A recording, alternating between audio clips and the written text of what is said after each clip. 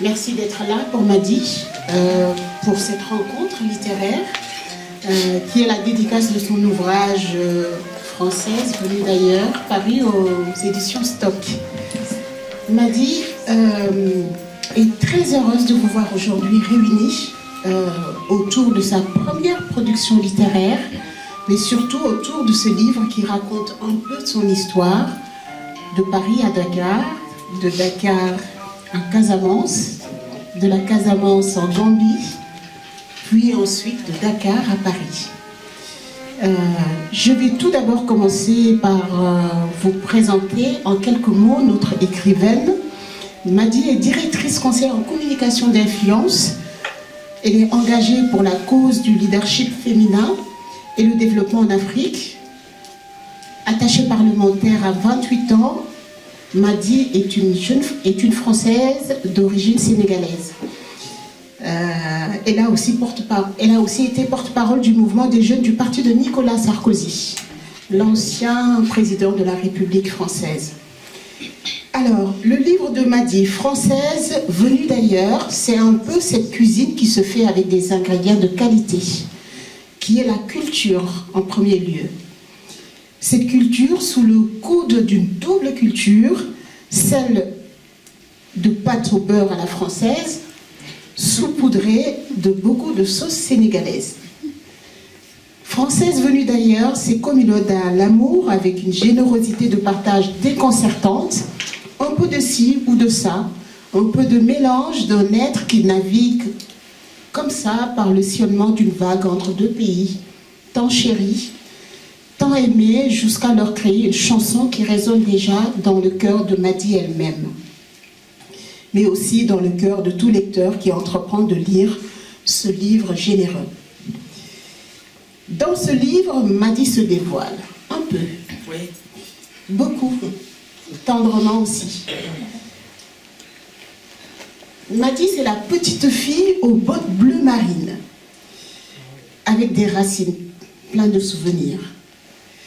Le métier de grande sœur, c'est avec Madi, la petite maîtresse du quartier. Certifiée conforme, c'est Madi aussi, parce qu'elle jongle entre deux cultures. Olé sous bois, terra incognito. Dans ce livre, Madi nous raconte aussi son islam. Cet islam enrobé par la culture sénégalaise. L'Afrique est au cœur et dans le corps et vibre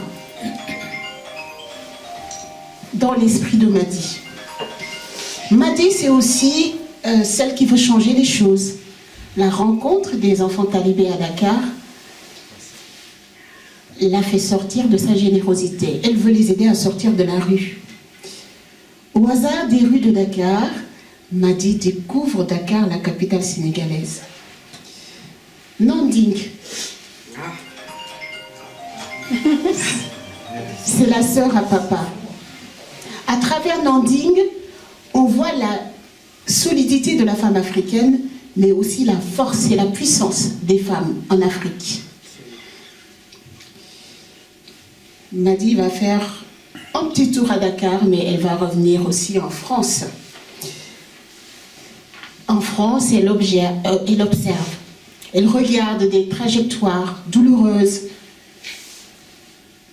Elle est militante, ambitieuse, elle n'abandonne pas. La politique, Madi saute.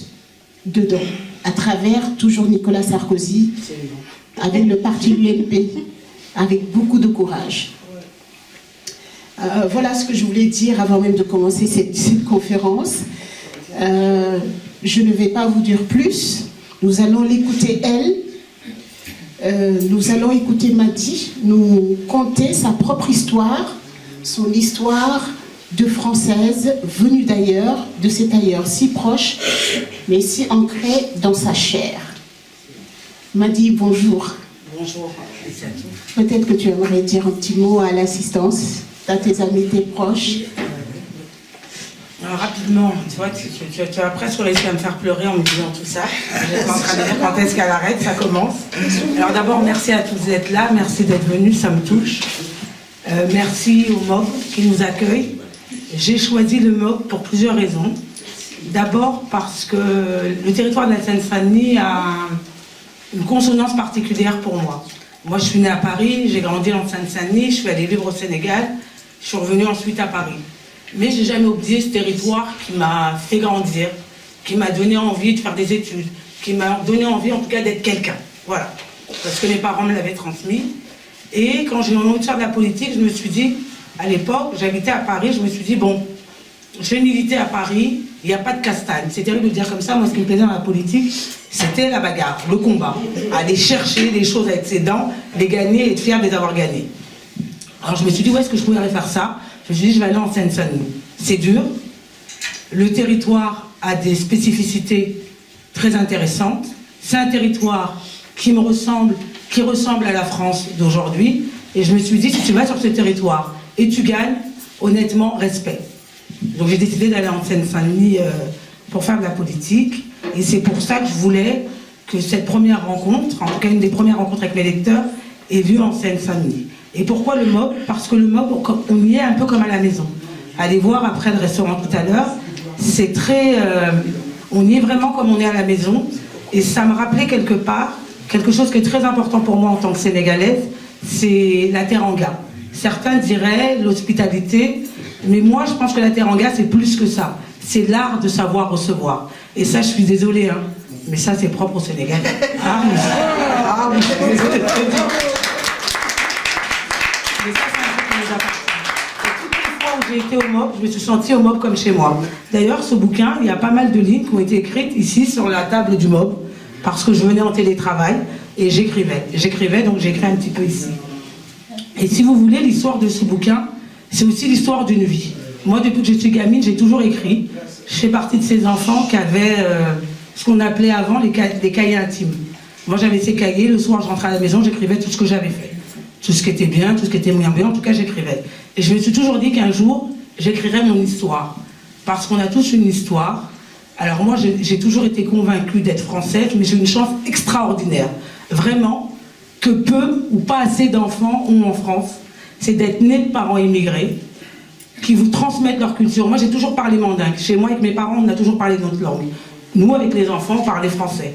Mes parents m'ont transmis ma culture à un tel point que j'étais convaincue, c'est terrible de le dire comme ça, et c'est pas de l'orgueil, hein. J'ai toujours été convaincue d'avoir quelque chose de plus que les autres.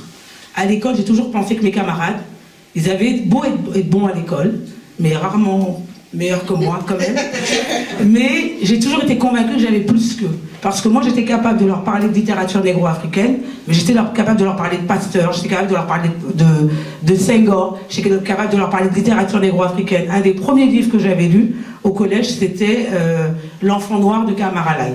Et quand j'ai lu ce bouquin, pour moi, c'était de moi dont on parlait. À chaque fois que j'avais un auteur africain entre les mains, je disais, mais c'est pas possible, c'est mon histoire. Et donc un jour, je me suis dit, cette histoire, il faut que je la transmette. Et je l'ai toujours eu comme ça dans la tête, et on est arrivé à quelques années en France. Moi, je suis passée par la politique.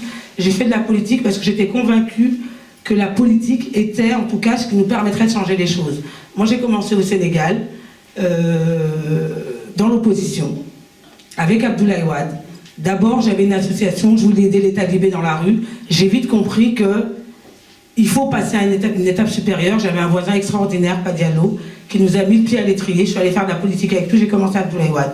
Et tout de suite, je me suis dit, ah, c'est ça qu'il faut que je fasse, avec ça, je changerai les choses.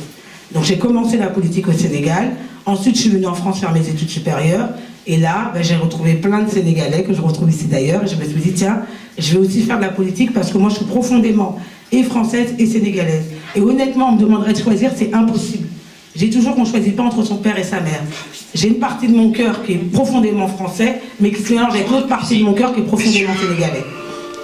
Et c'est en ça que je dis que j'ai une chance inouïe, parce que j'ai jamais eu de question de crise identitaire. J'ai toujours su là où j'allais, parce que mes parents m'avaient dit là d'où je venais. Et je pense que ça répond aussi à des thématiques qu'on a aujourd'hui. Je pense que c'est ça aussi qui m'a poussé à écrire le livre à ce moment-là. C'est qu'on était arrivé à un stade en France où la question d'identité était partout. Elle était partout, mais j'aimais pas la manière dont elle était abordée. J'aimais pas l'injonction qu'on faisait aux enfants d'immigrés, il faut que tu choisisses. En fait, tu n'es pas obligé de choisir. Tu peux être à l'aise complètement dans tes deux cultures, assumer les deux et être profondément français. Et c'est pour ça que je me suis dit, tiens, ce bouquin, il faut que je l'écrive, parce que je pense qu'il y a beaucoup de gamins comme moi qui ont double culture, mais qui n'ont peut-être pas eu la chance d'avoir des parents qui leur ont expliqué ce que moi, on m'a transmis, et d'être autant à l'aise. Et puis, c'était aussi une manière de faire un pied de nez à cette campagne des présidentielles de laquelle on sortait, où on a eu un Zemmour qui disait tous les jours, écoute, avoir un prénom qui est différent, c'est pas français. Moi, je m'appelle Madi, et je vais vous dire, mon nom n'est pas si occidental que ça, je porte le nom de ma grand-mère paternelle, et j'en suis très fière, et pourtant, je me sens aussi française que Zemmour, même peut-être plus que lui d'ailleurs. On a tous une histoire, on vient tous d'ailleurs, c'était une manière pour moi de dire que finalement, on peut avoir une culture différente, une identité différente, une religion différente. Et la question de la religion aussi est importante, j'en ai parlé dans mon livre, parce qu'on a eu aussi beaucoup de débats en France où la religion finalement était devenue quelque chose qui nous séparait. Et moi au Sénégal, je trouve que la religion c'est quelque chose qui nous a tous rapprochés. Au Sénégal, il n'y a pas de catholiques, il n'y a pas de musulmans, on est tous sénégalais. On est tous, moi dans ma famille, mes sœurs sont allées à l'école catholique. Pourtant elles sont musulmanes. Moi je suis petite fille d'imam de mosquée. Au Sénégal, les catholiques et les musulmans vivent ensemble, on cohabite, on s'aime, on fait famille ensemble et ça pose aucun problème. Donc je trouvais que c'était aussi mon devoir à moi de partager aux gens l'islam que je connais, l'islam des Lumières, l'islam qui nous réunit, l'islam qui fait qu'on fait peuple sans aucune difficulté. D'ailleurs, le Sénégal, on le voit, je crois que c'est la première fois depuis l'indépendance du Sénégal qu'on a un président qui est une femme noire. Alors, par contre, ça n'a pas été le plus beau des cadeaux qu'on a eu. Voilà. Mais on a toujours eu des femmes blanches ou métisses ou autre chose, souvent catholiques d'ailleurs, et ça n'a jamais posé aucun problème, parce que le Sénégal, c'est ça. C'est faire famille, c'est faire communion, tous ensemble, quelle que soit notre religion. Et c'était un peu le message que je voulais faire passer avec ce bouquin. Évidemment, je ne suis pas dupe quand on me regarde, quand vous me regardez, on sait que je viens d'ailleurs. D'ailleurs, j'en suis très fière. Je suis née à Paris, donc profondément française, mais j'ai aussi conscience que mon histoire, elle ne commence pas là. Moi, mon histoire, elle commence en Casamance. D'ailleurs, elle ne commence pas en Casamance, elle commence à Fouta. Elle commence, moi, la famille de mon papa, c'était des Peuls, qui ont, en fait, l'histoire de ma famille est une histoire d'immigration. Ils ont quitté le Fouta, ils sont arrivés en Casamance, et c'est une histoire d'intégration. Ils sont arrivés en Casamance, ils ont trouvé des mandingues, ils se sont assimilés. Ils ont parlé la langue, ils sont devenus même mandingues. Et c'est un petit peu ce que m'a enseigné mon père. Il y avait ce proverbe qui nous disait toujours dans ma langue, quand tu arrives quelque part, tu trouves que les gens dansent sur un pied, tu fais comme eux, tu danses sur un pied. Et c'est ça qui a guidé tout mon parcours en France. C'est pour ça que je n'ai jamais connu ni déracinement, ni recherche identitaire, parce que je sais d'où je viens, ni... j'ai toujours été à l'aise, même en étant à l'UMP. Souvent, on me disait, mais c'est scandaleux, Malika pourra le témoigner, on a fait un long parcours à l'UMP ensemble, en étant noire et de droite. Les convictions politiques, elles n'ont pas de couleur politique. Moi, ce qui m'anime, c'est le changement, faire les choses. Et je suis capable de le faire auprès même d'une personne de gauche, mais qui a des convictions et qui a envie d'y aller, parce que la réalité, c'est que agir, ça n'a pas de couleur politique. Et donc, c'était tout le sens de mon engagement que je continue à avoir ici, et au Sénégal, qui me tient tant à cœur. Voilà, c'est ce que je voulais dire.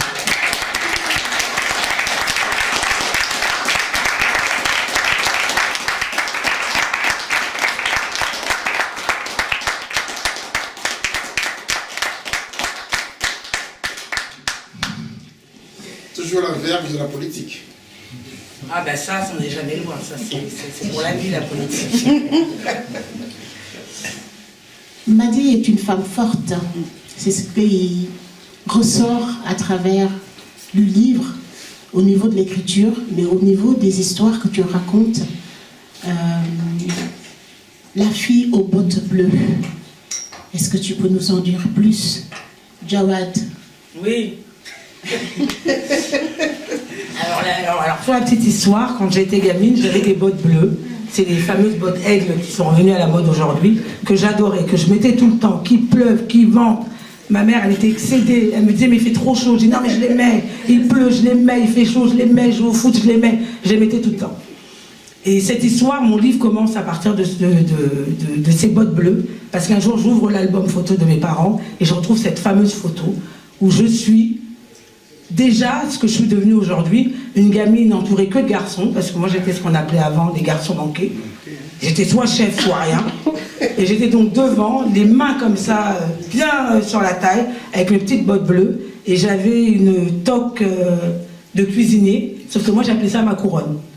Parce que, étant mandingue, il existe un empire mandingue. Et moi, depuis gamine, je suis convaincue que j'ai du sang bleu parce que descendante de l'empire mandingue. Et c'est vrai d'ailleurs, on descend de l'empire mandingue. Et donc tout commence là, où je suis cette gamine à bottes. J'ai toujours été quelqu'un de très déterminé. Déjà dans la cour d'école, j'étais celle qui se bagarrait. Alors j'avais toujours des histoires. Mais ce n'a jamais été mes histoires, jamais. Dieu m'est témoin, jamais. Je ne me suis jamais battue pour ma propre cause, jamais. J'ai toujours été défendre l'autre. Alors l'autre, elle arrive en pleurant. Je lui dis, mais pourquoi tu pleures? Ah ben c'est celui-là qui m'a frappé. Ah bon, il t'a tapé? Ah ben tu verras, moi je vais aller vérifier son compte. Il t'a tapé parce que c'est toi, mais moi il va voir. Alors j'ai passé mon temps à me bagarrer tout le temps, tout le temps. Et Jawad, c'est un petit peu mon fait d'armes, mais vraiment un fait d'armes à la maternelle ou en début de primaire, où on a une gamine qui arrive, qui venait, je crois, de province. Elle arrive en Seine-Saint-Denis. La Seine-Saint-Denis était autre chose à l'époque, hein, très multiculturelle, très... en tout cas représentative de la France, moins d'aujourd'hui mais d'avant, en tout cas tout le monde était là. Et donc cette gamine arrive, elle a beaucoup de mal à s'intégrer et malheureusement elle se fait souvent embêter par les garçons, elle se fait taper par un fameux Jawad. C'est ce fameux Jawad, c'est grâce à lui que j'aurai eu mon fait d'armes à l'école et que je deviendrai la reine de la cour de récréation, parce qu'elle arrive en pleurant, elle me dit, je lui dis mais qu'est-ce qui se passe? Elle me dit Jawad m'a tapé. Je lui dis mais comment ça il t'a tapé? Elle me dit oui il m'a tapé. Je lui dis on va lui régler son compte. Et donc je me bagarre avec Jawad, et je ne sais pas par quel miracle, je suis plus forte que Jawad. Je suis plus forte que lui, alors je lui casse bien la figure. Et donc là, tout d'un coup, tout le monde dit, mais elle est géniale, elle est forte. Et depuis ce jour-là, je deviens la reine de la cour de récréation, celle qui a su imposer un peu son leadership en disant, voilà, maintenant la règle c'est ça, soit vous respectez, soit vous aurez affaire à moi.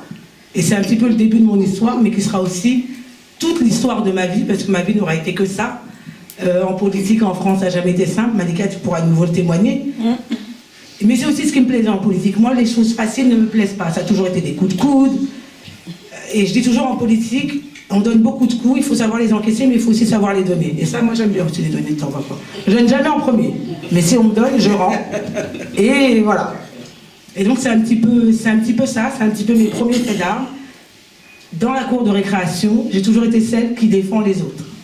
Même dans ma famille, ça a toujours été comme ça. Moi, je me suis souvent bagarrée parce que je vois mon frère arriver en pleurant. Qu'est-ce qui se passe? D'ailleurs, pour la petite anecdote, un jour, mon frère, pas celui qui est là, mais un autre, celui qui est après moi, il arrive et il me dit, je lui dis, qu'est-ce qui se passe? Et il me dit, c'est un tel. Il n'avait pas terminé sa phrase. Moi, je pensais qu'un tel l'avait tapé, donc je suis allée me bagarrer avec un tel. Et ensuite, j'ai compris qu'un tel, justement, je l'avais aidé. Et il ne l'avait pas tapé. Sauf que j'avais été trop vite. Il ne fallait pas toucher ma famille, donc je m'étais déjà bagarré, alors qu'en réalité, il ne fallait pas le taper. Adèle n'avait rien fait. Buzz éclair. Buzz éclair. Et tout ça pour dire que ma vie a toujours été une espèce de vie de guerrière, parce que c'est aussi ce qu'on m'a transmis. Moi, on m'a transmis la solidarité, on ne m'a pas transmis la guerre. Hein. On m'a transmis la solidarité, aider les gens, faire pour les autres. Et en fait, c'est tout ce que je sais faire dans ma vie. Je ne sais que faire pour les autres. Souvent, je dis j'arrête la politique, j'en ai marre, j'arrête, c'est pas possible. Mais la politique, on n'arrête jamais. Parce qu'en fait, elle vous suit, elle vous harcèle. Il y a toujours une cause qui arrive et puis vous dit toc, toc, toc, je suis là. On fait quoi? Ah ben allez, on retourne, on y va. Et ça a toujours été comme ça. Et je pense que je ne suis pas au bout de ma vie. Madi, t'es aussi, tu as évolué dans une famille de sportifs. Le hand, le football. Chacun avait son sport favori. Et c'était important pour la famille, c'était important pour les parents aussi, mais c'était important pour toi. Oui, absolument. Absolument. Le sport, c'est pour moi d'ailleurs aujourd'hui le lieu où on transmet des valeurs qu'on ne transmet plus forcément à l'école. Alors moi j'ai fait de la gym, j'ai fait de la danse, j'ai fait du hand, j'ai joué au foot, mon frère témoignera, je faisais même des mains que je cachais. Voilà, on a tous fait du sport dans ma famille, tout le monde a eu son sport, parce que c'était aussi un lieu d'apprentissage de la vie.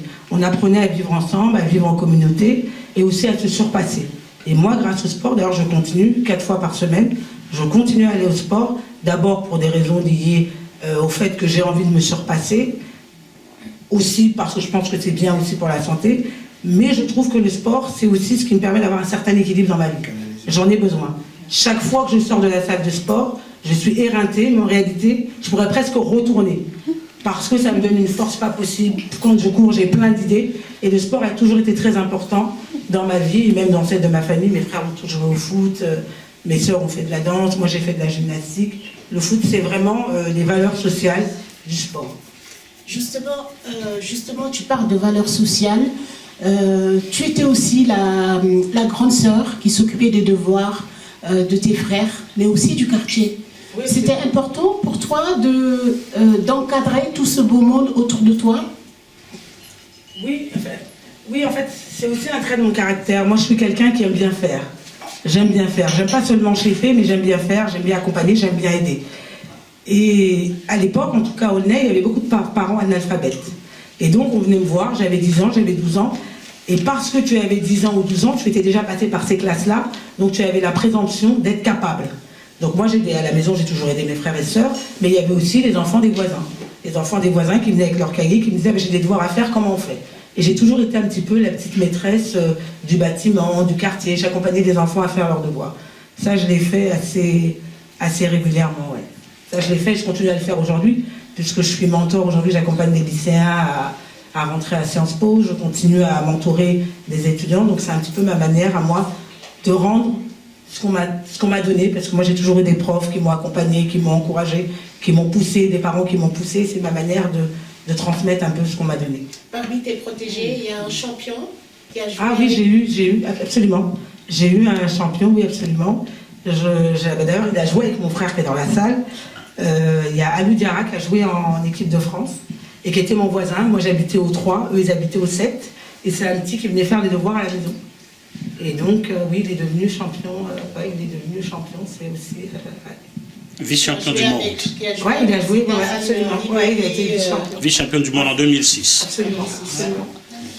Et c'est toujours une fierté pour moi, même quand je vois les gamines que j'ai eues, finalement, elles ne sont pas si gamines que ça, parce qu'on avait 3 ou 4 ans de différence, voilà, et qui soit ont réussi, soit elles sont allées à la fac, soit elles ont fait d'autres parcours qui sont différents sans faire des études supérieures, mais elles ont eu cette envie de s'en sortir. Et mon ouvrage, c'est aussi un peu ça, c'est de dire aux gens que finalement, on peut avoir un nom à consonance différente, on peut avoir une histoire familiale différente, et réussir parce qu'il y a plein de formes de réussite. On peut réussir en faisant des études, on peut réussir dans le sport, on peut réussir en faisant une formation professionnelle. Il y a 1 millier de formes de réussite, mais je pense que le fil conducteur, c'est la volonté. La volonté, la détermination, la volonté de faire. À un moment donné, ton papa veut retourner aux sources. Il prend toute la famille et vous arrivez à Dakar. Il faut s'adapter. Quelle histoire. Il y a un événement...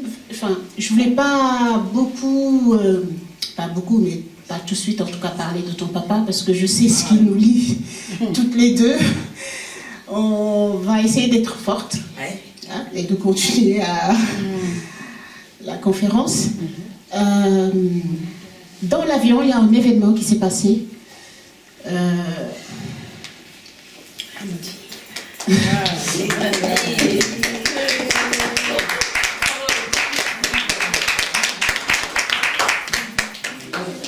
C'est terrible parce que tout le monde me prend pour une guerrière, mais en vrai je suis une Madeleine.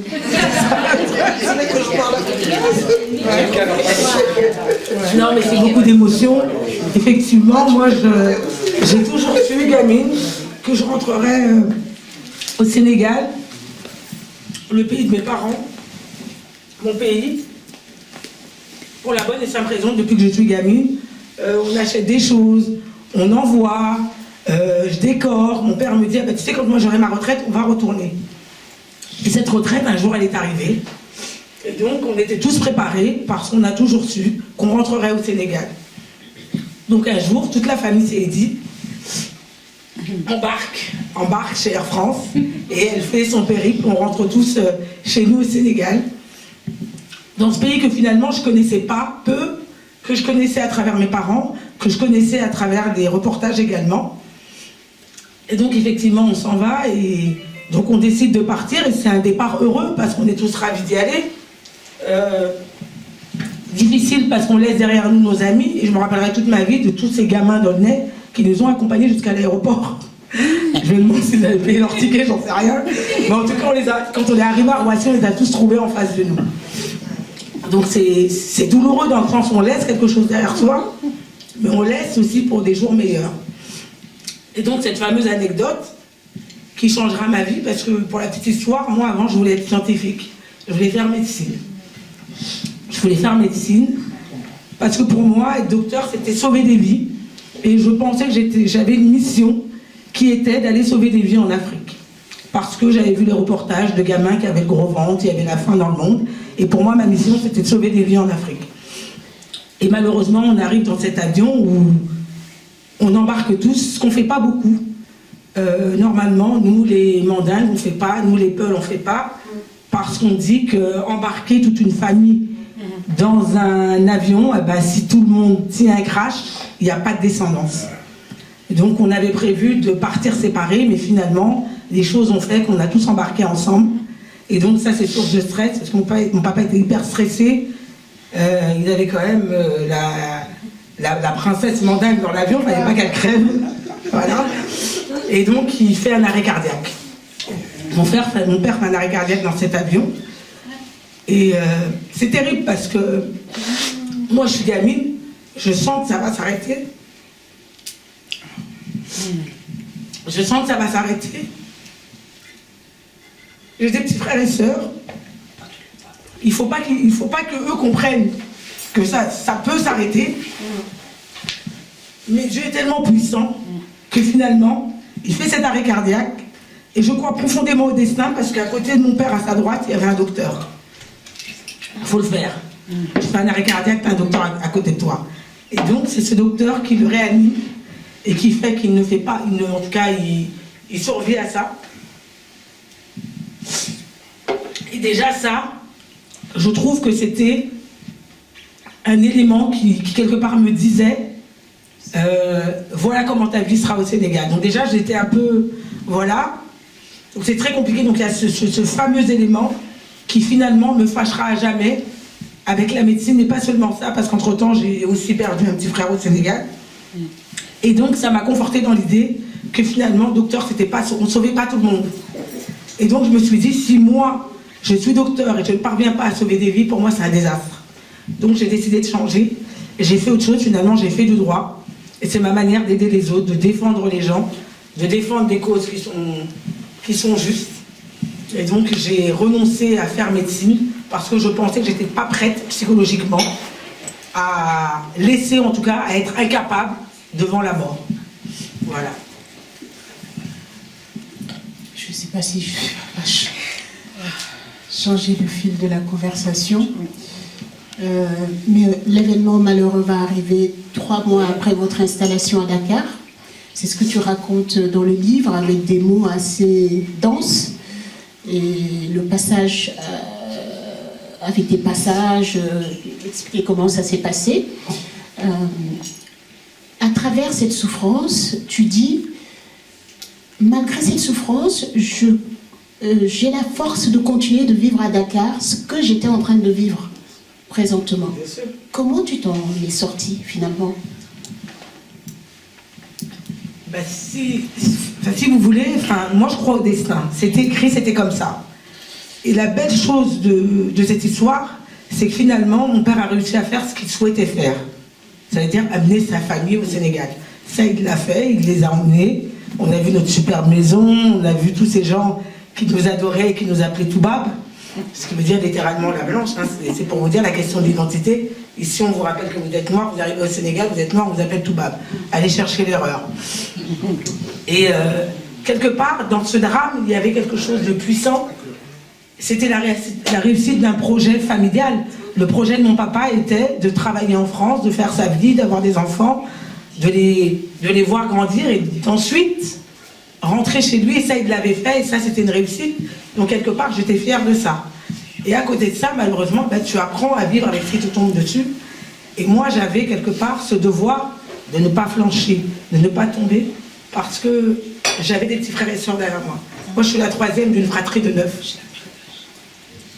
Et mon devoir, c'était de tenir, d'être forte, parce que si nous, les aînés, on n'était pas assez forts, qu'est-ce que seraient les autres? Et donc, ça a été ça. Et quelque part, c'est un malheur, mais qui est venu aussi avec beaucoup de bonheur, parce qu'on a appris à connaître des gens.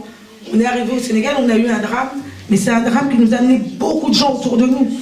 Je crois que j'ai jamais été aussi heureuse qu'au Sénégal. Au Sénégal, quand on a un drame, on ne l'a pas seul. Tu as des voisins. D'ailleurs, on le dit, quand tu as un drame, les premiers qui débarquent chez toi, c'est tes voisins. Nous, on a eu des voisins qu'on n'avait jamais vus de nulle part, qu'on connaissait d'un an ni d'elle, qui sont devenus notre famille, qui ont été là avec nous tous les jours, qui ont accompagné ma mère dans les démarches, qui nous ont accompagnés à grandir. Et c'est tout ça aussi qui fait que quelque part, j'avais envie d'écrire ce livre, parce que j'ai une dette morale à l'égard du Sénégal. C'était ma manière de leur dire merci. Merci pour ce que vous avez fait. Et c'est un petit peu ce qu'on dit en Wolof, Delo Dukal. C'était ma manière de leur rendre ce que le Sénégal m'avait donné. Et c'est aussi un hommage pour dire merci à tous ces Sénégalais qui ont croisé mon chemin, qui m'ont aidé à grandir, qui nous ont aidés à vivre, à être si heureux au Sénégal et quelque part à faire la femme que je suis devenue aujourd'hui. Moi, je reste convaincue que si je n'avais pas eu ce parcours de vie, qui quelque part est dramatique, mais malheureusement, on finira tous là-bas. Et il vaut mieux mourir âgé d'un arrêt cardiaque, finalement, sans être malade, que de traîner un cancer pendant 15 ans, pendant 20 ans, ou d'avoir un accident de la route. Donc, quelque part, dans mon malheur, je suis aussi pas si malheureuse que ça.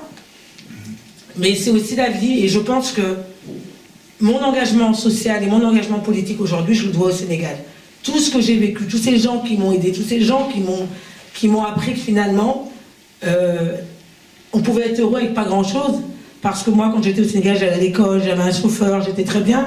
Mais tous les matins, je dépassais des gamins dans la rue de 5 ans qui mendiaient. Et malgré toute cette misère ambiante, les gens au Sénégal, ils sont heureux. Et tu as réussi à créer ton association pour venir en aide justement à Absolument, absolument. Moi, j'ai commencé avec les associations. Il y a quelque chose qui me tenait à cœur, c'est d'aider les talibés. Les talibés, c'est des enfants qui sont dans les écoles coraniques, mais qui malheureusement passent plus de temps à mendier dans la rue qu'à apprendre le Coran. Et ça, c'était une mission. Absolument. Et ça, c'était une mission pour moi, d'aider ces gamins. Et le deal, c'était un petit peu, moi, vous m'apprenez le Wolof, et nous, on vous donne ce que vous devez mendier dans la rue, vous partez, vous le donnez à votre marabout. Et moi, j'ai appris le Wolof sans que personne ne sache. Vraiment. J'ai appris le Wolof. La première raison qui m'a motivée à apprendre le Wolof, puisque moi, mes parents nous parlaient mandingue, d'abord, quand j'étais petite à Aulnay, mes parents parlaient Wolof pour pas qu'on sache ce qu'ils racontent. Dans ma tête, je me suis dit, un jour, je vous aurai. Et quand je suis arrivée au Sénégal, les Sénégalais sont très taquins. Souvent, ils vous embêtent un petit peu, ils parlent sur vous, mais tu ne sais jamais ce qu'ils racontent. Donc j'ai appris d'abord par la musique. Grâce à Youssou N'Dour, j'ai écrit de manière phonétique. J'ai appris dans mon coin. Et un jour, j'ai surpris les gens comme ça, en parlant Wolof. Et pour moi, c'est très important, parce que c'est aussi une preuve d'intégration. C'est le fameux danse sur un pied. Quand on arrive dans un pays, et qui était profondément le mien, mais que je ne connaissais pas assez, j'ai dû faire l'effort d'apprendre le Wolof pour pouvoir communier, partager avec les gens. Tu vas aussi trouver des papas de substitution. Absolument. Par le biais de papa et Pape Adi. Pape Adi Diallo, oui, c'est mon voisin. En fait, on a la maison, on a le mur mitoyen. C'est un monsieur extraordinaire. Grâce à eux, tu découvres ce que c'est que l'histoire des tirailleurs sénégalais. Absolument, absolument. Moi, j'ai toujours été fascinée par l'armée, par les uniformes, mais aussi par le rôle qu'ont pu avoir nos aînés dans la guerre, mais qu'on m'avait jamais transmis en France dans aucun bouquin. Et j'ai eu la chance au Sénégal de côtoyer ces personnes qui nous racontaient, moi je me rappellerai toute ma vie de ce vieux Ndiawamba qui aujourd'hui est décédé, qui me chantait la Marseillaise par cœur, qui me racontait la guerre dans les tranchées. J'avais aussi mon voisin Pape Adi Diallo qui me racontait la guerre. Et ça c'est un autre fait d'armes que j'ai, dont je suis très fière, c'est que ce monsieur Pape Adi Diallo n'a jamais été ni reconnu pour le service qu'il a fait en France, ni jamais il a touché de pension. Et quand je suis revenue en France faire mes études, ça a été une de mes missions. Je me suis battue avec tous les bureaux possibles et imaginables Je suis allée en province, je suis allée partout. Et grâce à moi, en tout cas grâce à ma détermination, non seulement il a reconnu le statut, et il a eu une pension d'ancien combattant.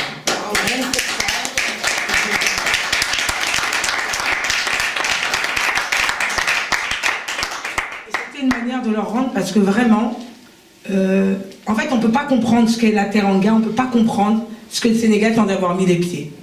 Des gens que vous ne connaissez pas, qui ne vous ont jamais vu, tous les matins viennent chez vous, prendre de vos nouvelles. Une femme au Sénégal, quand votre mari est décédé, donc vous portez le deuil, vous êtes en blanc, pendant 4 mois, vous ne pouvez pas sortir, donc vous ne pouvez rien faire. Et bien c'est vos voisins qui prennent vos enfants, qui vous les amènent à l'école, qui vous font à manger, qui vous font les courses, qui vous font tout, qui sont là pour vous 24 sur 24. Moi, ma première carte d'identité sénégalaise, je l'ai eue grâce à Adi Diallo. Je suis jamais allée au commissariat ni rien. Il a pris mon extrait de naissance, il me l'a emmené, il m'a ramené ma carte d'identité. Donc c'est des gens qui sont là, et c'est aussi ça que je voulais témoigner dans cet ouvrage, c'est ce savoir-être, cette chose qui est propre aux Sénégalais, et Dieu sait que j'adore l'Afrique, mais ça, vous me le laisserez, c'est propre des Sénégalais. C'est vraiment, ils ont toujours été là pour nous, ils nous ont accompagnés dans nos démarches, ils nous ont accompagnés pour grandir, ils nous ont accompagnés dans tout, vraiment dans tout. Et finalement, la douleur a été en tout cas plus supportable que si on arrivait dans un pays où honnêtement ma mère n'avait pas mis les pieds depuis 20 ans, elle avait déjà perdu ses parents, elle avait oublié les 3/4 du Wolof, elle n'avait pas de famille tout de suite à Dakar pour l'aider. Mais tous ces Sénégalais qui ont fait famille avec nous, nous ont aidés à traverser cette épreuve, qu'elle soit en tout cas plus douce que ce qu'elle aurait pu l'être. Avant d'arriver au Sénégal, tu t'avais vu ou cru que ce qu'on t'a raconté à la télé, oui. Tu arrives sur place et tu trouves un autre monde. Absolument. Raconte-nous comment c'était. Alors, je vais vous le dire, aujourd'hui j'ai moins honte de le dire, mais moi je regardais l'Afrique avec des yeux occidentaux. Et je connaissais de l'Afrique, pour moi l'Afrique c'était des palmiers, des mouches, des enfants au gros ventre. Et le pire dans tout ça, c'est que je pensais qu'en Afrique, les femmes n'avaient pas beaucoup de droits, qu'elles étaient des femmes soumises. Eh bien, je peux vous dire que ça, c'était juste un de mes cauchemars, je l'avais juste rêvé, ça n'existe pas. La réalité, c'est qu'en Afrique, quand je suis arrivée, je découvre une société matriarcale, où les femmes sont d'une puissance hors pair, elles ont une capacité à tenir la tête haute, à se battre, quelles que soient les difficultés, et Dieu sait qu'il y en a. Elles se lèvent le matin à 6 h du matin, elles vont chercher de l'eau, elles vont au marché. Et en fait, c'est toutes ces femmes qui, quelque part, m'ont inspirée. Je me suis dit, mais en fait, t'es pas en Afrique, là, c'est juste pas possible. Des femmes d'une puissance qu'on ne peut pas imaginer. Elles sont toutes entrepreneurs. Toutes, vraiment, toutes, elles sont entrepreneurs. Elles sont déjà entrepreneurs dans leur vie. Elles portent leurs enfants, elles portent leur famille. Elles portent aussi leur famille originelle parce qu'elles sont mariées, elles ont des enfants, elles ont un mari, mais elles s'occupent de leur papa, elles s'occupent de leur maman, elles s'occupent de leur sœur. Et je découvre vraiment, j'ai l'impression d'être dans un rêve en fait, de me dire mais putain, mais c'est pas l'Afrique qu'on m'a conté, où est-ce que je suis? Et cet ouvrage, c'est aussi une manière de rendre à toutes ces femmes qui souvent partent de rien et qui ont une obligation, parce que pour moi elles avaient une obligation de réussir. Elles se battent comme des lionnes, c'est le cas de le dire, comme des lionnes pour réussir, et c'est vraiment des femmes. Aujourd'hui on parle de femmes inspirantes, mais je vous assure que allez de l'autre côté de la Méditerranée et vous allez savoir ce que c'est qu'être une femme inspirante. C'est des femmes puissantes, vraiment des femmes puissantes, elles m'ont beaucoup inspirée. Et d'ailleurs, gamine, j'ai toujours voulu ressembler à ces femmes. Je me disais, je serais comme elles, il faut absolument que je sois comme elles, il faut absolument que je sois forte, il faut absolument que je fasse des choses. Et moi, je les voyais, parfois, elles ne savent pas lire, elles ne savent pas écrire, elles ont un business. Elles ont des tontines, elles ont leur petit cahier, là, de la marque Topic, où elles écrivent, elles font du business. Elles ont, par exemple, c'est pas anodin que les premières tontines électroniques, elles sont nées au Sénégal. Elles ont réussi, tout de suite, les Sénégalaises, les femmes africaines de manière générale, elles ont saisi tout de suite l'opportunité du numérique. Elles se sont dit, voilà, le numérique, ça va être un moyen de notre émancipation. Elles l'ont fait tout de suite. Et c'est en ça que vraiment, je suis très très fière de pouvoir vraiment revendiquer mes origines sénégalaises, mes origines africaines, mais sénégalaises en particulier, parce que ces femmes, elles sont vraiment des modèles. Vraiment. Justement, tu l'expliques bien dans l'ouvrage. Tu dis, les femmes ne sont pas aussi faibles en Afrique. Tu parlais de la puissance, donc ça c'est la puissance des femmes africaines. L'Afrique, c'est la force des femmes.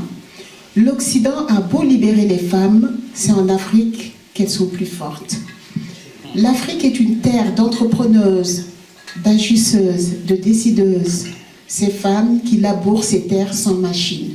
Absolument. Ça t'a beaucoup impressionné. Toi-même, tu étais partie au champ pour les aider. Absolument. C'est dingue, et ça c'est impressionnant parce que en France, on a quand même une autre forme d'agriculture. Moi, je suis petite fille d'agriculteur. Je suis petite fille d'agriculteur et en Casamance, donc on a des terres, on laboure. Sauf qu'on laboure à main nue. En tout cas, à l'époque, on n'avait pas des machines. On laboure à main nue. Et moi, ce qui m'a toujours impressionné, c'est que le matin, à 5 h du matin, ma tante, par exemple, était debout. Elle partait rien qu'entre femmes. Les femmes, elles partent entre elles. Elles vont dans les champs et elles labourent des hectares à main nue. Des hectares. Elles font du riz. Et moi, je suis allée.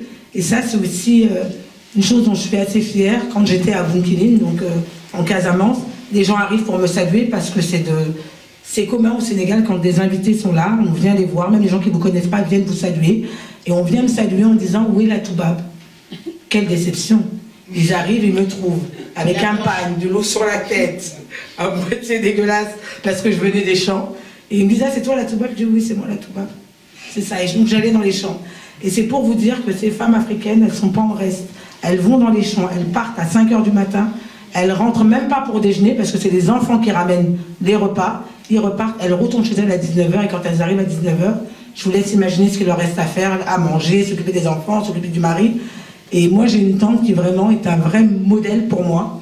C'est une femme qui est loin d'avoir eu la vie facile. Elle a eu beaucoup de grossesses qui, malheureusement, en Afrique, à une époque où la médecine n'était pas ce qu'elle était, donc tu pouvais avoir 10 grossesses et tu n'avais qu'un enfant qui survivait. Donc c'est une femme qui déjà n'avait pas été gâtée par la vie.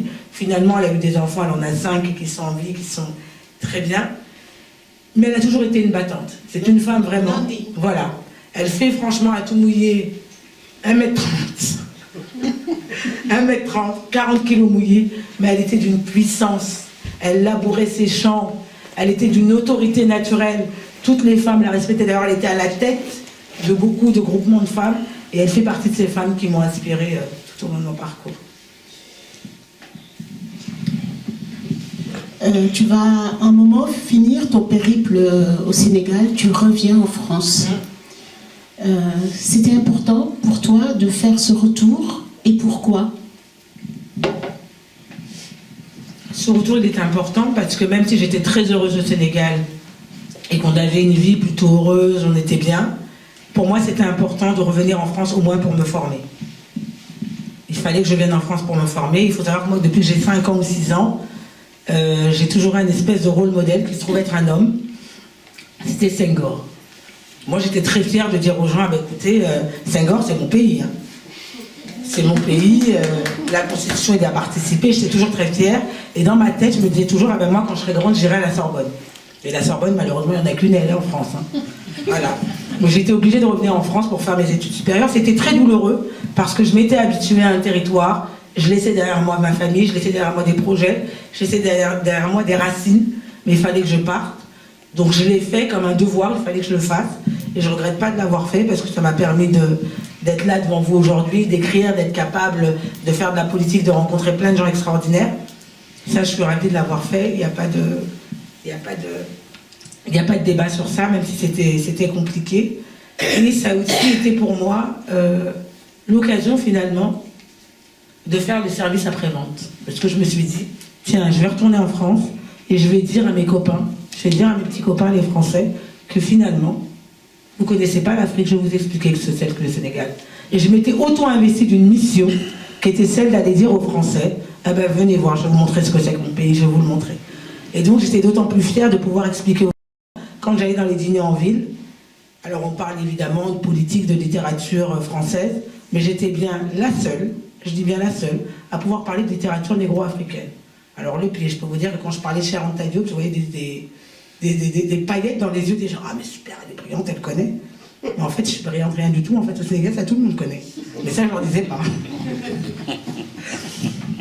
Et donc, c'est aussi ça la richesse d'une double culture, c'est de pouvoir parler avec tout le monde, d'engager ce fameux dialogue entre les peuples, tant voulu par nos aînés sénégalais. Et ce retour en France m'a permis de faire ça, justement.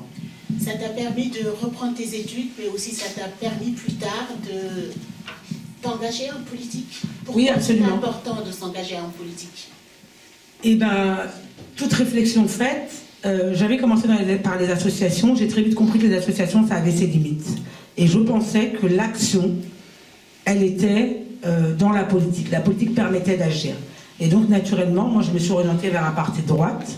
Donc, c'était à l'époque l'UMP, parce que c'était le parti qui reflétait mes valeurs. Moi, mes parents m'ont transmis la première de mes valeurs, c'est la famille.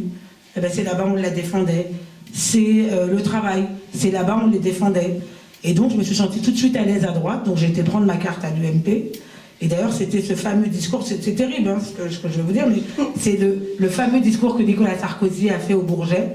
Eh ben, pour moi, chacune de ces phrases, je disais, mais c'est pas possible, il s'adresse à moi. C'est pas possible. Et en plus, quand il nous regardait, alors moi, je me disais, mais c'est pas possible. Tout ce qu'il dit là, c'est moi. C'est moi. C'est pas possible. Et donc, ce discours, il a résonné comme moi, comme un appel à l'action. Donc, je me suis dit, j'y vais. Donc, je suis allée prendre ma carte à l'UMP avec toute l'ambition que j'avais de faire les choses. Mais j'avais aussi cette volonté de me dire, il faut que je cherche en France, là où il existe des entités de partis politiques sénégalais, parce que j'ai aussi envie de faire pour le Sénégal. Et c'est comme ça que je me suis retrouvée à nouveau au PDS, pour militer, pour essayer de faire quelque chose pour mon pays. Et voilà, donc je militais dans un parti politique français qui était l'UMP, et je militais dans un parti politique sénégalais, parce que ça faisait partie de ce que j'étais. J'avais aussi ce devoir de transmettre, de rendre, de me battre pour un Sénégal meilleur. Pourquoi c'était important pour toi de faire toujours les choses en double? Parce qu'en fait... Le Sénégal et la France. Parce qu'en réalité, en fait, moi, je suis double quelque part. J'ai cette double identité qui est partout dans ce que je fais. Partout dans ce que je fais. Quand je vais parler du Sénégal, eh ben, je vais avoir quelque chose dans la tête qui va me dire « Oh, oh, mais n'oublie pas de parler de la France ». Et quand je vais parler de la France, je vais avoir une espèce de cas de conscience et à me dire « Oh, oh, mais t'as trop de chance. T'as aussi un autre pays, parle-en ». Et puis la vérité, c'est que je suis quelqu'un de terriblement fier. C'est ça. Je suis quelqu'un de terriblement fier.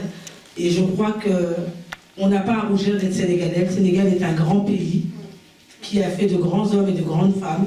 Le Sénégal a participé, contrairement à ce qu'a dit mon ami Nicolas Sarkozy, d'ailleurs, ça a été une source de conflit entre nous. Les Africains ont participé à l'histoire, dont les Sénégalais, les tirailleurs. Donc je suis tellement fière d'être ce que je suis que je ne peux pas me scinder en deux. Là où je parle de la France, je parle du Sénégal. Là où je parle du Sénégal, je parle de la France. C'est aussi ma richesse et c'est aussi ma réussite quelque part d'être capable de ne pas être schizophrène, de ne jamais choisir et quelque part d'imposer aussi aux gens ce que je suis. Parce qu'en réalité, moi quand on me demande, je suis très fière de dire que je suis sénégalaise et non seulement je n'ai pas de gêne, et je sais l'argumenter, je sais le dire, et d'ailleurs on ne m'a jamais sommé de choisir, ni de dire, ni de faire, parce qu'on sait profondément qu'il m'a dit aller et France, et Sénégal, et France, et c'est comme ça, et ça sera plus autrement. À un moment donné, la vie politique, en tout cas, tu vas tourner le dos à la vie politique. Et oui. Tu vas te consacrer au leadership féminin. Ton objectif, en tout cas, c'est de dire aux jeunes filles, jeunes femmes, qu'elles ont le droit à la parole, qu'elles ont le droit de choisir leur vie, qu'elles ont le droit de prendre des décisions. Absolument. Et pourquoi c'est important? Alors, j'ai milité pendant très longtemps à l'UMP, alors qui est... en fait, c'est le RPR qui est devenu l'UMP, donc un parti plutôt lié France, beaucoup d'hommes. J'ai milité longtemps dans ce parti parce que ça correspondait à mes valeurs. Et je me suis retrouvée à un moment en désaccord, comme ça peut arriver, parce que moi, je ne fais pas les choses à moitié. Et surtout, je trouve que ce parti, à un moment, a manqué de sincérité. Et au-delà du parti en lui-même, la fédération dans laquelle je militais, c'était en Seine-Saint-Denis, donc je militais avec Eric Raoult. Si vous connaissez le personnage, ce n'est pas un personnage facile, c'est pas un personnage simple, donc on a eu beaucoup de frictions. Moi, j'aime bien le combat, mais le combat, il mérite d'être mené. Il n'y a pas de combat perdu d'avance, il faut les faire. Et à un moment, moi je suis arrivée dans une fédération où au départ c'était extraordinaire, elle est gentille, elle est intelligente, elle est superbe. Et à partir du moment où j'ai demandé des responsabilités, à un moment d'ailleurs je ne les ai pas demandé des responsabilités, à un moment où j'ai montré que j'en voulais et que j'allais les chercher, là ça commençait à poser problème.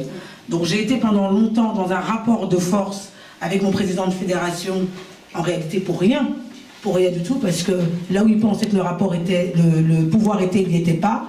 Par exemple, quand j'ai été nommée porte-parole des jeunes de l'UMP, il faut savoir que je lui ai caché. Eric Raoult n'a jamais su que l'Élysée avait décidé que je serais dans l'équipe et que je serais nommée. Pour la bonne et simple raison que je savais que si jamais il savait que c'était en train de se passer, il ferait en sorte de me court-circuiter. Et ça, c'est encore quelque chose que je tiens du Sénégal. Quand si les gens savent où tu vas, tu n'accéderas pas à là où tu vas aller. Et donc j'ai dû lui cacher. Je lui ai caché, c'était un secret de polichinelle. À l'UMP, personne ne devait dire que j'allais intégrer le bureau national. Personne ne devait savoir que j'allais être porte-parole. Et il l'a découvert le jour des universités d'été, là où on a fait notre grand discours devant 4000 personnes. À un moment, il me voit monter sur scène et il a certainement dû se dire « mais qu'est-ce qu'elle fait sur scène ?» Il n'a pas compris. C'est à ce moment-là que je prononce mon discours et il comprend que je suis nommée, que je suis porte-parole. Donc ça a été beaucoup de rapports de force qui, à la longue, sont fatigants. En tout cas, c'est fatigant. Et en réalité, pourquoi? Pour rien. Parce qu'en réalité, moi, mon ambition, c'était pas d'être ni maire, ni quoi que ce soit. La réalité, c'est que l'ambition que moi, j'ai toujours eue, c'est que je voulais être... Oui, je voulais être parlementaire des Français de l'étranger, parce que c'était un moyen pour moi d'être le pont entre l'Afrique et la France. Voilà. Et lui, il ne l'a jamais compris. Donc à un moment, je me suis dit, en fait, je perds beaucoup de temps, beaucoup d'énergie, je consacre beaucoup de temps à des gens qui n'en méritent pas. Il y a mille et une manières de faire de la politique. Et aujourd'hui, je suis très contente d'être en dehors de tous les partis politiques. Alors mes convictions, je les ai, je suis profondément droite, ça ne changera pas. Je continue à agir, j'ai autant de visibilité si ce n'est pas plus. Je continue à agir, faire des choses, et puis j'avais aussi cette mission de dire aux jeunes filles, quelle que soit leur origine sociale, quelle que soit leur culture, quel que soit leur niveau d'éducation, que le pouvoir, ça se prenait, ça ne se demandait pas, ça allait se chercher avec les dents, qu'elles avaient droit à la parole, qu'elles avaient le droit d'exister, et c'est un petit peu la mission qui est la mienne aujourd'hui, en faisant du mentoring, en accompagnant des gamines, en accompagnant même des femmes, parce que malheureusement, il paraît qu'il y a beaucoup de femmes qui ont le syndrome de l'imposteur. Je pense que 8 femmes sur 10 me disent avoir le syndrome de l'imposteur. Je suis bien contente d'être de l'autre côté, d'être des 2 sur 10, qui n'ont aucun syndrome de rien du tout. Et de me dire que finalement, mon rôle aussi, c'est d'aider celles qui ont ce syndrome, qui en réalité est que dans leur tête, les aider et de dire, ah ben voilà, passons de l'autre côté, ne soyons plus 2 de ce côté-là, soyons 10 de ce côté-là. Voilà. Diversité, Ladies Digital. Tu peux nous en parler un peu? Alors, Diversité, c'est une association d'égalité des chances. Vous verrez que le social, c'est pour ça que moi, j'ai jamais accepté l'idée qu'on puisse me dire « Ah oui, mais tu sais, le social, c'est de gauche, c'est pas vrai. » Moi, le social, il est dans mes veines, parce que je suis profondément africaine, et l'Afrique est faite de social. Voilà. Et donc, Diversité, c'est une association d'égalité des chances. Et le job qui est le nôtre au sein de cette association, c'est de faire en sorte que la tech et le numérique soient plus représentatifs de la France d'aujourd'hui. On veut avoir des Madi, on veut avoir des Mohamed, on veut avoir des Karim, on veut avoir, en tout cas la France telle qu'elle est. On veut que le numérique soit ça. Je suis au sein du board de cette association et notre job, c'est d'aller chercher, dénicher les jeunes qui ont des jolis projets. Il faut toujours qu'il y ait un lien avec le numérique et on les aide à monter leurs projets, à monter, on les incube, on les pousse jusqu'à ce que leur projet dépasse l'étape du projet et devienne une entreprise. On fait la même chose chez Digital Lady, mais là c'est plus spécifique parce que là on s'adresse aux femmes. L'idée c'est de faire en sorte d'avoir un numérique, de la tech avec davantage de femmes. Par exemple, il y a quelque chose qui m'a toujours choqué en France, des filières scientifiques, c'est pour les garçons. Et à chaque fois que je le dis dans mes interventions, les gens ont du mal à y croire. Je n'ai jamais vu autant de femmes en filière scientifique qu'au Sénégal. Au Sénégal, les filles font des filières scientifiques. Parce que être ingénieur, c'est une forme de réussite. Et il y a autant de femmes ici et là, il n'y a pas de prof qui te dit « Oh ben t'es une nana, tu vas en littérature. Tu vas là où tu as envie d'aller, tu vas là où ton niveau t'emmène, et voilà. » Et donc mon job aussi au sein de Digital Ladies, c'est de faire en sorte qu'on a davantage de femmes qui s'orientent dans les métiers du numérique, parce que finalement, on n'a pas besoin d'être ingénieur pour être dans le numérique. Il y a plein de métiers où tu n'en as pas besoin. Il y a plein de métiers où c'est la passion qui t'emmène, c'est la connaissance du numérique, et il y a de la place pour tout le monde. C'est un nouveau créneau, il y a de la place pour tout le monde. Donc c'est un peu ma mission aussi au sein de cette structure. C'est désormais ta nouvelle mission, après avoir tourné le dos à la politique. Alors, on ne tourne jamais le dos à la politique, on se fâche avec la politique. Ben, tu es bien placé pour te dire, on se fâche avec la politique, on prend plus sa carte dans des partis politiques. Aujourd'hui, j'ai aucune carte nulle part, en tout cas dans aucun parti politique français, mais je continue à faire de la politique différemment. Quand j'étais au Sénat, j'en faisais. Aujourd'hui, on pousse des dossiers. Ce que je fais au sein de Digital Ladies et ailleurs, c'est éminemment politique. On nous a confié une mission, on a rendu un rapport au gouvernement Macron sur justement comment faire en sorte qu'on a plus de femmes, de diversité dans le numérique. Donc je continue à faire de la politique, mais sans être encartée nulle part, parce que je veux garder cette liberté de ton. Je ne veux pas qu'on puisse me dire « Ah ben Madi, tu sais ce que tu dis là, c'est pas du tout la position du parti. » En fait, ce que je dis là, c'est ma position à moi et c'est celle que je défends. Voilà, donc je continue à le faire dans les associations, dans différents projets ici et là. Et au Sénégal, je reste profondément investie, engagée pour un Sénégal meilleur, et je fais de la politique, oui, là-bas aussi.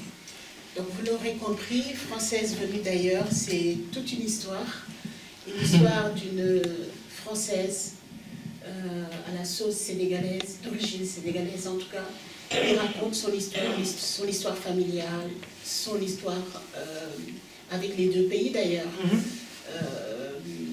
son trajectoire, sa détermination, son courage aussi, transmis par son père, les valeurs d'une femme sénégalaise puis française. C'est tout ça qui est réuni dans ton livre Française venue d'ailleurs. Absolument, et puis j'avais envie aussi de porter une autre parole sur le féminisme en fait. Parce que moi, j'ai jamais été très contente quand on me dit que je suis féministe, parce que je trouve que le féminisme prend une tournure qui ne me ressemble pas. Moi, les hommes, c'est pas mes ennemis, c'est mes alter ego. Moi, à chaque fois que dans ma vie, j'ai dû monter des marches, il y a un homme qui a été en haut, qui m'a fait la courte échelle, qui m'a tiré. Et le premier de ces hommes-là, c'est mon père. C'est le premier à m'avoir poussé, à m'avoir dit « t'es la meilleure, t'es forte, tu sais faire ». Par exemple, moi, mon père, quand j'étais petite, il m'appelait Diato. Diato, dans ma langue, c'est une panthère. Tellement j'étais puissante, tellement j'étais forte. Je faisais de l'athlétisme, parfois je gagnais pas. Mais mon père me disait « si t'as gagné, c'est super, le garçon, il a gagné parce qu'il est parti avant toi ». Et donc, j'ai toujours eu ces hommes qui m'ont poussé. Et moi, ce en quoi je crois, je pense que la cause des femmes, elle doit être défendue aussi bien par les hommes que par les femmes. Nous sommes des alter ego et on réussira qu'ensemble. Et c'est pour ça que je suis souvent mal à l'aise avec les féministes d'aujourd'hui qui, pour plusieurs raisons, considèrent que les hommes sont leurs ennemis et qu'on n'est pas ensemble. Moi, je cautionne pas cette vision, mais ce discours, pour la bonne et simple raison que les hommes sont mes alter ego. Et beaucoup d'hommes m'ont poussé et continuent à me pousser, tout comme moi, je continue à ouvrir des portes aux hommes quand je peux. Et à leur faire la courte échelle, leur balancer la corde et leur dire monter. Et eux, pareil pour moi. Voilà. Merci beaucoup.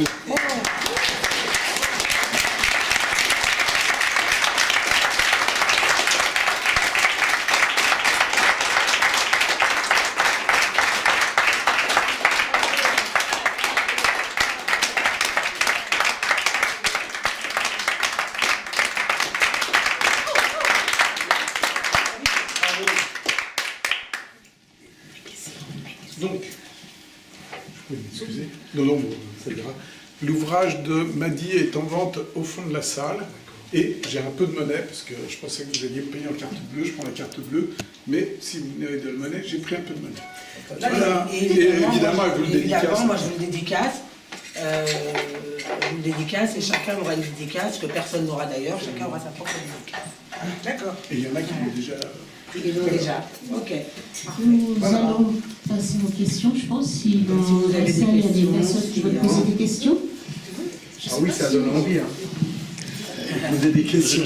Le micro ne pourra pas aller au fond, mais je pense que ça devait se faire sans micro. Hein. Ça ne pourra pas aller au fond, le micro. Ouais, ça peut. En tout cas, c'est tout, on va réussir à me faire pleurer. Hein. En fait, j'ai même pas envie de parler de... Bonsoir Madi, bonsoir à tout le monde. Que dire? Les mots sont très forts et je vais peut-être avoir des larmes. Ah non, mais quelqu'un ne fait pas ça, les gens, moi je suis pleureuse, il ne faut pas qu'on soit au club des pleurs. Pardonnez-moi. Moi les mouchoirs. Les mouchoirs, les mouchoirs. Quelle est sa position? Ben, vas-y, passe. Voilà, merci. Je suis très ravie que tu sois arrivé jusque-là aujourd'hui. Ah, on a fini ensemble, Malika. Beaucoup. On a fait le parcours du combattant. On a parcouru des chemins semés d'embûches. Mais on est toujours resté avec la tête haute et digne. Parce que quand on est entouré de monde plein de machos, de misogynes, ce n'est pas toujours évident, mais on a balayé ces obstacles d'un revers de main. C'est ce qui fait ton combat et ta force aujourd'hui.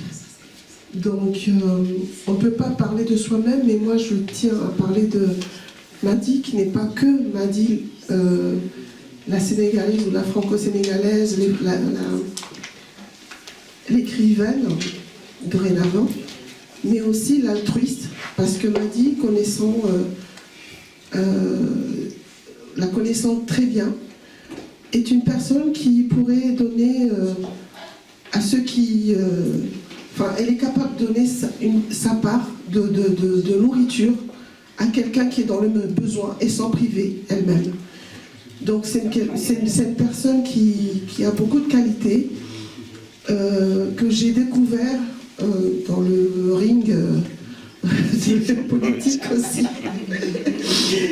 Qu'est-ce qu'on n'a pas fait ensemble à l'époque? C'était l'époque de la politique digne de ce nom. Et des femmes et des hommes. Je peux dire haut et fort que grâce à Nicolas Sarkozy, qu'il y a eu des femmes de tous bords, avec leurs compétences. On n'avait pas besoin de deviner d'où qu'elles viennent. On avait les secrétaires d'État, on avait Ramayad, on a fait le même parcours ensemble. Maintenant, c'est plus la même chose, mais c'était la belle époque. Et je ne le regrette pas aujourd'hui, moi-même, qui fus élue pendant 12 ans dans l'opposition avec des hommes qui m'entouraient, mais que je savais taper du poing sur la table. Aujourd'hui, je peux en être fière de ton parcours, de ce que tu as fait, parce que tu as su équilibrer les choses, on va dire ça comme ça. Tu n'as pas renié tes origines, au contraire, tu les mets en valeur et peu de personnes comme toi aujourd'hui peuvent tenir ce discours ou avoir cette intelligence de partager leur parcours. Voilà, donc moi je sais que peut-être ce qui te lie entre toi et Fatou Diom, c'est ça, parce que vous avez deux patries, comme tout le monde. Je ne peux pas te comparer. Non, mais il y a quelque chose qui vous lie parce qu'elle est très amoureuse de sa patrie et très amoureuse de la... Exactement. Moi, j'ai l'impression, quelque part, d'entendre Fatou Diom parler. Et même si chacune de vous a une histoire singulière, et c'est vraiment une femme pour qui j'ai beaucoup de respect aussi et d'estime. Donc continue sur ce chemin-là et on sera toujours là pour toi, Mady, et puis tu sais où taper quand on a besoin de moi. Et voilà, et je te rends un grand hommage ce soir. Voilà.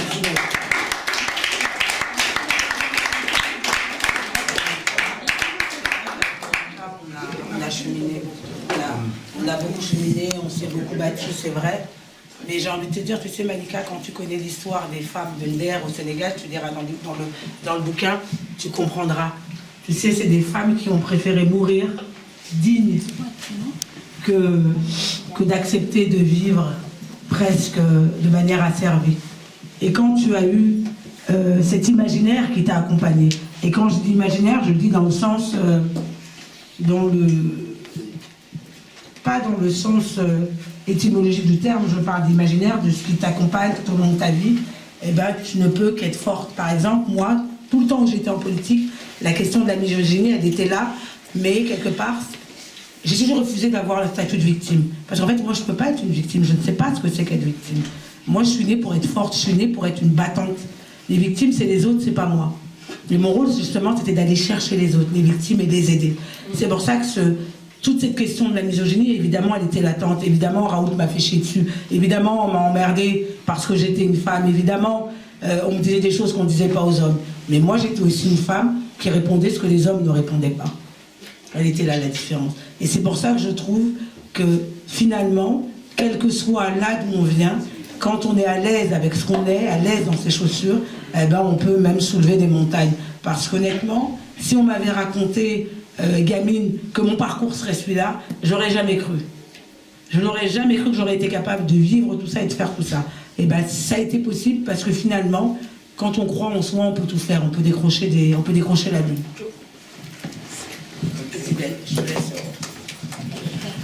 Bon. Alors, Madi, j'étais très content d'être là parce que j'ai appris beaucoup de toi. Je me permets de te tutoyer, hein, j'espère que... D'une part, parce que tu m'as toujours fasciné, et tu vas le savoir tout de suite, parce que je me suis toujours dit, la Madi que je vois avec nous, là, dans notre compagnonnage sénégalais, mais qu'est-ce qu'elle va faire dans la droite, quoi? Qu'est-ce qu'elle va faire avec Sarkozy? Je comprends pas. Enfin, nous, franchement, on est assez loin de Sarkozy, sur ses thèses, sur ceci, cela, mais comment elle peut être là avec nous, et puis de l'autre côté, je la vois, et elle assume. Elle assume. Sur sa page Facebook, partout, je suis de droite, pas de souci. Et quand elle est avec nous, on ne voit pas de différence.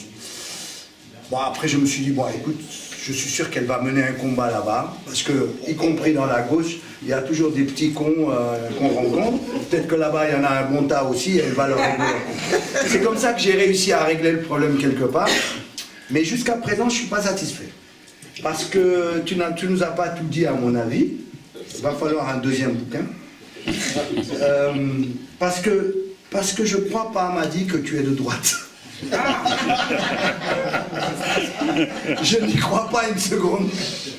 Je ne sais pas, j'arrive pas à me l'expliquer. Je pense que, oui, un leader politique peut te fasciner. Ça, je peux le concevoir. Mais je ne te vois pas avec des idées de droite, telles que je les vois se développer. Je ne te vois pas, ne serait-ce que sur le sens du partage, sur le plan du social. Je ne dis pas que les gens de droite ne font pas de partage social, mais quand même, je veux dire, c'est quelque chose qui est inhérent à la gauche, et le mouvement associatif n'est pas inhérent à la droite. Il y a tellement de choses. Mais peut-être, c'est ce que je dis, c'est ce que je veux apprendre d'elle. Parce que je n'ai pas assez vu dans son bouquin ce qui démarque, ce qui fait qu'elle est de droite. Ça, je ne le vois pas. Bah, j'aimerais bien le dire et je vais voir. Le deuxième aspect qui m'a plu, c'est la problématique de la vie dans l'espace, dans les deux mondes. Quand nous disons on vit dans les deux espaces, c'est-à-dire que nous, quand on est venu ici et qu'on a passé de bonnes années, moi par exemple j'ai passé plus de 35 ans ici, c'est évident que lorsqu'on a fait sa vie ici, qu'on a une femme, des enfants, etc., même si on s'est marié entre Sénégalais et autres, on a nos enfants ne sont pas comme nous, et on ne peut jamais dire qu'on retourne directement, c'est fini quoi en fait. C'est pour ça que mon père c'était un diamant. Et voilà. Tu vois c'est pour ça que mon père c'était un diamant. Non, mais j'ai dit nous. Ah oui. Non, je dis nous. Ah oui. Mais non, mais je prends l'exemple sur ton papa. Nous, on ne peut pas rentrer comme ça.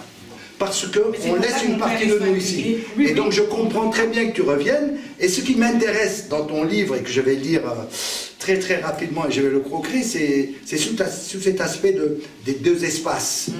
Parce qu'on est lié aux deux espaces. Quand je vois des gens qui ont vécu ici, qui ont fondé leur famille ici, et qui disent je rentre définitivement au Sénégal, mais je dis mais qu'est-ce qu'ils racontent? C'est pas possible.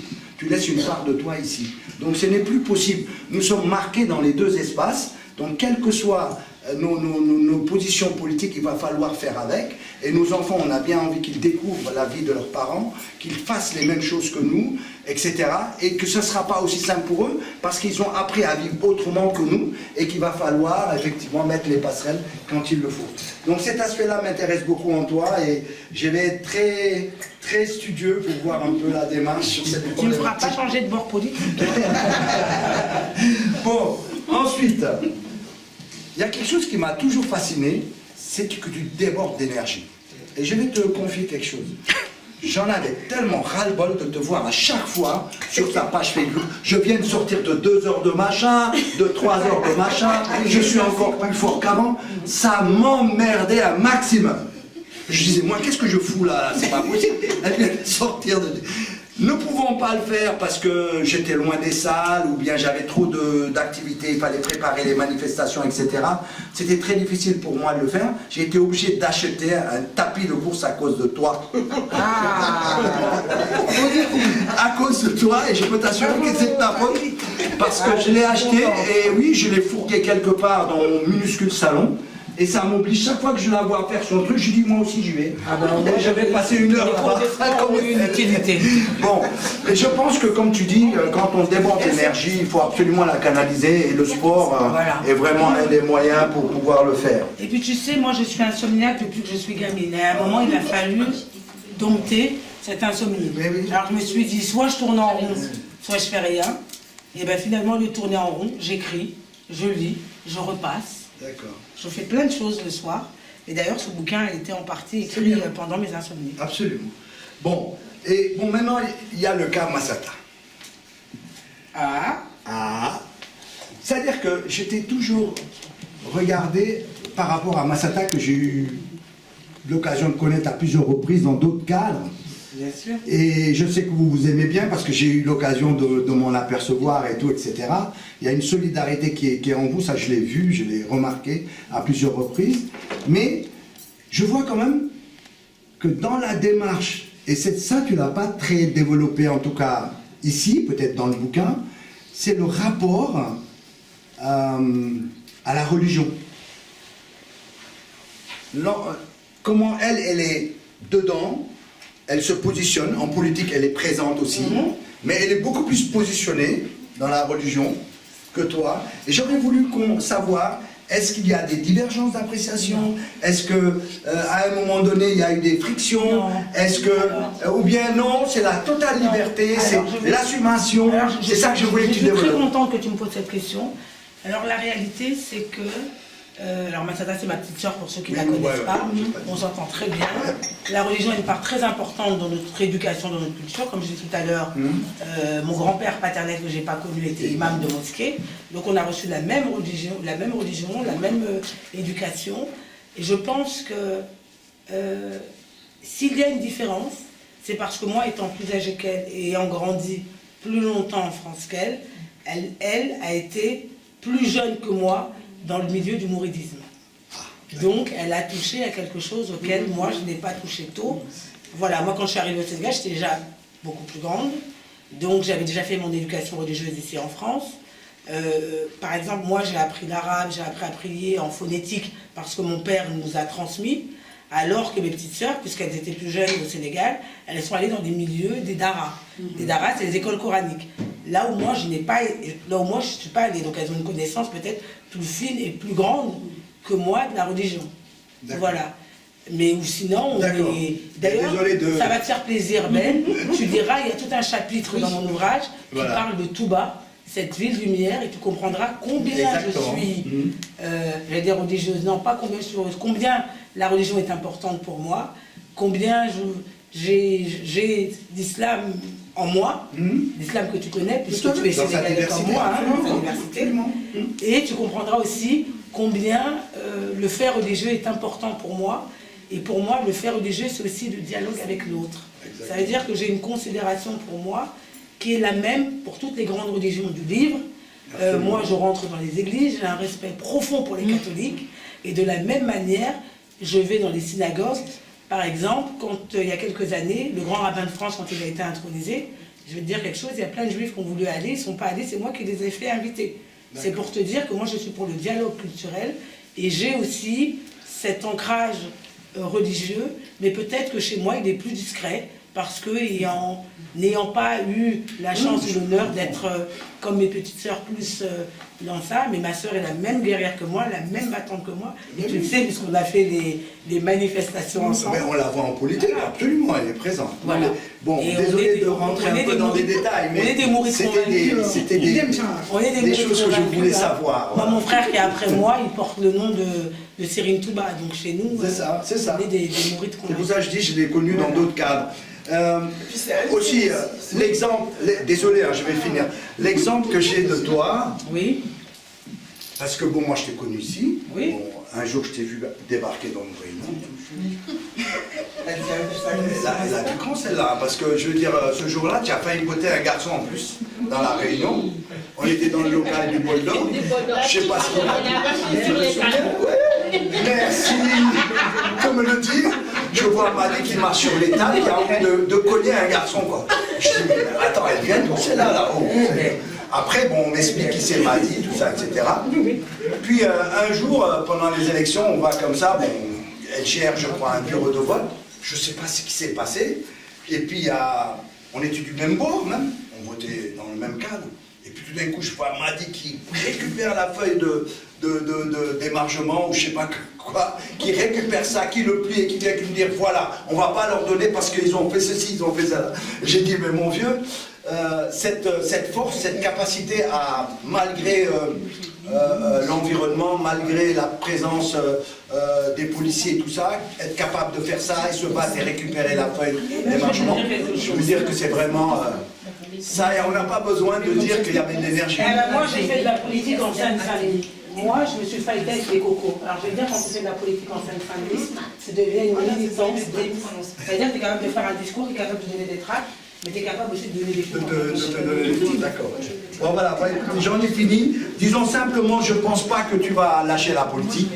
Parce que, tel que je te vois et tel que je continue à te voir, on a des hauts et des bas en politique, mais on ne le lâchera pas. Voilà, j'en ai fini. À qui la parole? Désolé d'avoir été long. Non, ça ira. Alors, Madi, moi je vais être bref. Les premières fois où on s'est vu, c'était justement à Diversity Days. Et je ne saurais pas dire pourquoi, mais à chaque fois que je te voyais, il y avait un compagnonnage. Maintenant, je comprends pourquoi.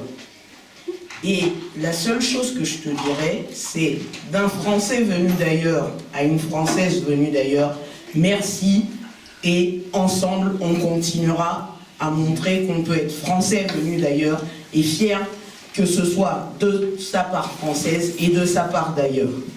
Merci beaucoup, Yvonne. Merci.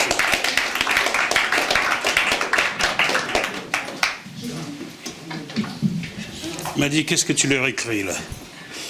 Ben, je fais une petite dédicace. Qu'est-ce que tu leur écris? On aimerait savoir. Est-ce que c'est la même phrase pour tout le monde? Ah non, jamais. Moi, je te dirais, j'écrivais la même phrase pour tout le monde. Ah non, jamais. Vas-y. Jamais. Non, Oui, non. pour mon livre, j'écrivais la même phrase pour Ah tout le non, monde. Qu'est-ce que tu as jamais. écrit Non, à non, cette moi, femme? chacun a un petit mot Vas-y, qui dis-moi. est le sien. Qui est très personnel aussi, donc je te... Cher Isma. Tu vois? Isma? Non, il y a Tina. Non, c'est pas Isma. Ah, pardon. C'est Tina. C'est pas grave, c'est pas grave, tu me donnes le même livre. Parce qu'après, elle peut passer celui-là par le Ah, salaud. Ce sera bientôt un Dogad Dogu. Non, c'est marqué Tina. Non, c'est marqué Tina. On va faire la même. Parce que sinon, après, elle va rayer. On va faire ça. S'il te plaît. Ah, merci. Dogad. Que dire de Dogad? On a aussi beaucoup cheminé. Dogad. C'est elle qui fait. Non, c'est pas fini. Elle est en train de